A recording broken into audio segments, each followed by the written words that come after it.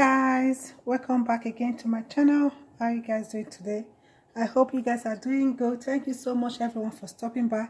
If you are new to my channel, you are welcome to Share Reaction TV. I appreciate every one of you.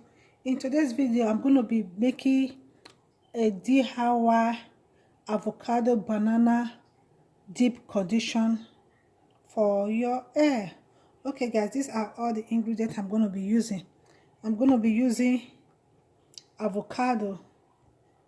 I'm going to be using 1 banana. I'm going to be using 1 egg.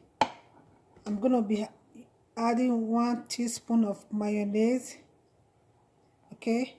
Then 1 teaspoon of organic coconut oil. I'm going to be adding my vitamin E oil. And I'm going to be adding my sweet almond oil. Okay, I'm going to be using 1 teaspoon of each oil. Thank you so much for stopping by. If you are new to my channel, please consider to subscribe before the end of the video. Let's get started. Okay guys, I'm going to take my avocado, cut it in half.